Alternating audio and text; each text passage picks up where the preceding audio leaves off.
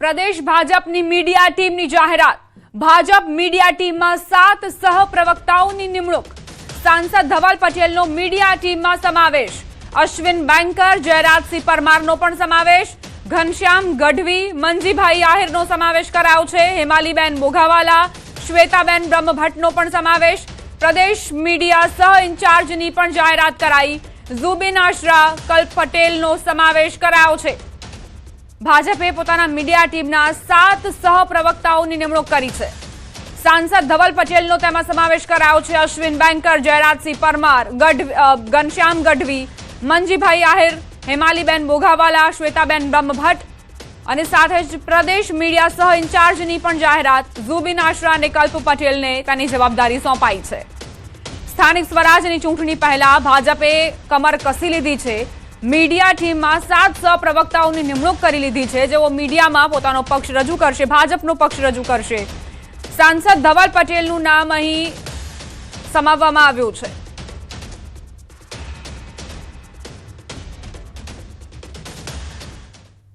રાજ્યમાં આગામી સ્થાનિક સ્વરાજની ચૂંટણીઓનો ધમધમાટ શરૂ થઈ ગયો છે।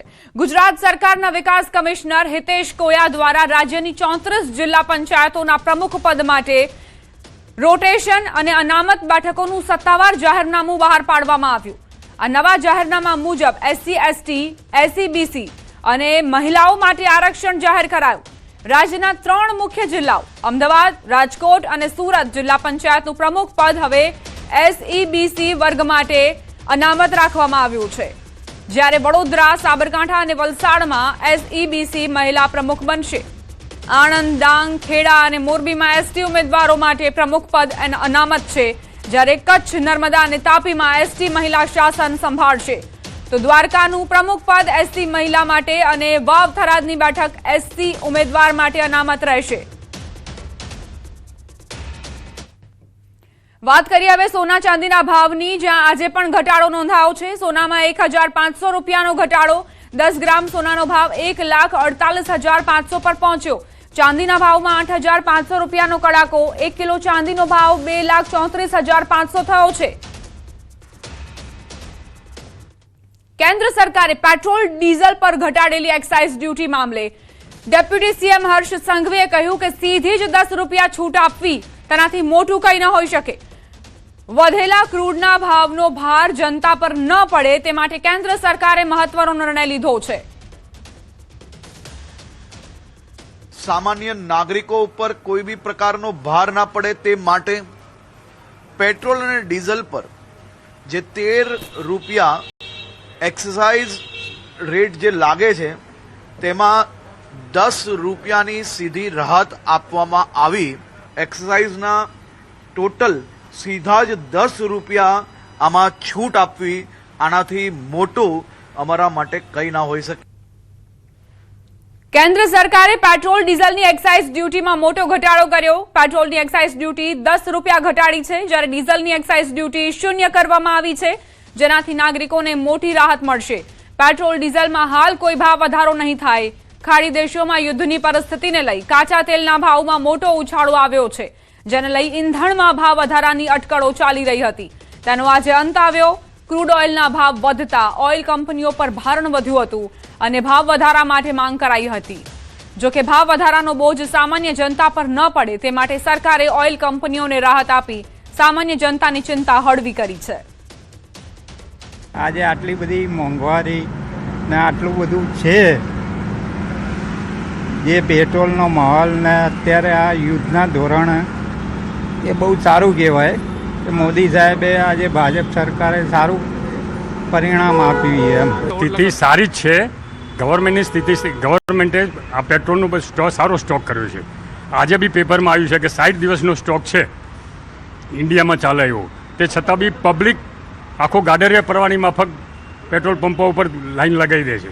अच्छा फैसला है जो कम किया है, थोड़ा सा राहत मिलेगा कॉमन मैन को। सब कॉमन मैन के लिए अच्छा है, पेट्रोल में कमी है तो उनका थोड़ा खर्चा कम हो जाएगा। રાજકોટના જામકંડોરણામાં સ્કૂલ બસ અને કાર વચ્ચે અકસ્માતની ઘટના। લેવા પટેલ કન્યા છાત્રાલયની બસ કાર સાથે અથડાતા અકસ્માત થયો। સ્કૂલ બસમાં સવાર 2 વિદ્યાર્થીઓને ઈજા પહોંચતા સારવાર માટે હોસ્પિટલમાં ખસેડાયા। પોલીસે ઘટના સ્થળે પહોંચી તપાસ શરૂ કરી છે। અમદાવાદ શહેરમાં આરટીઈ હેઠળ પ્રવેશ પ્રક્રિયા 4 એપ્રિલથી શરૂ થશે. 17 એપ્રિલ સુધી આ પ્રવેશ પ્રક્રિયા હાથ ધરાશે.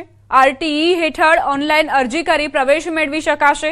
શહેરની 1343 જેટલી ખાનગી શાળાઓમાં 25% હિસાબે પ્રવેશ આપવામાં આવે છે. 14,000થી વધુ બેઠકો પર પ્રવેશ પ્રક્રિયા હાથ ધરાશે. 6 લાખથી ઓછી આવક ધરાવનારને આરટીઈ હેઠળ પ્રવેશ આપવામાં આવે છે. ખોટી આવક દર્શાવનાર સામે કાર્યવાહી કરવામાં આવશે. સાથે જ બાળકનો પ્રવેશ પણ રદ થશે. મફત અને ફરજિયાત શિક્ષણ હેઠળ ગરીબ બાળકો સ્વનિર્ભર શાળામાં અભ્યાસ કરી શકે તે માટે આરટીઈ જે છે એ પ્રમાણે દર વર્ષે જે ચાલુ થતી પ્રક્રિયા છે તે આ વર્ષે 4 તારીખથી લઈને 17 તારીખ સુધી એપ્રિલમાં ચાલવાની છે. આ માટે ફોર્મ ભરવાની જે સમયગાળો છે તે સમયગાળામાં ઓનલાઈન આખી પ્રક્રિયા હોય છે. અમદાવાદ શહેરમાં 1343 જેટલી સ્વનિર્ભર શાળાઓની અંદર 14,177 જેટલી આરટીઈની સીટ છે. પોરબંદર જિલ્લામાં દારૂબંધીના કડક અમલ વચ્ચે બગવદર પોલીસને મોટી સફળતા મળી. પેટ્રોલિંગ દરમિયાન મળેલી બાતમીના આધારે રોજીવાડાથી ઈશ્વરિયા જતા માર્ગ પર એક વાડી પાસે ઉભેલી શંકાસ્પદ આઈસર ટ્રક પર દરોડો પાડવામાં આવ્યો. તપાસ દરમિયાન ટ્રકમાંથી અલગ અલગ બ્રાન્ડની કુલ 470 પેટી વિદેશી દારૂ મળી આવ્યો, જેની કિંમત અંદાજે 74,68,800 રૂપિયા છે. પોલીસે દારૂ સાથે 8 લાખની ટ્રક મળી કુલ 82,68,800 રૂપિયાનો મુદ્દામાલ જપ્ત કર્યો છે અને આગળની કાર્યવાહી હાથ ધરી છે. અલગ અલગ બ્રાન્ડની 470 પેટી એટલે કે લગભગ 1368 જેટલી નંગના બોટલનો વિદેશી દારૂ જપ્ત કરવામાં આવેલ છે, જેની કુલ કિંમત અંદાજિત 74,68,800 રૂપિયા જેટલી થાય છે. રોકાઈશું એક બ્રેક માટે. આપ જોતા રહો ન્યૂઝ 18 ગુજરાતી.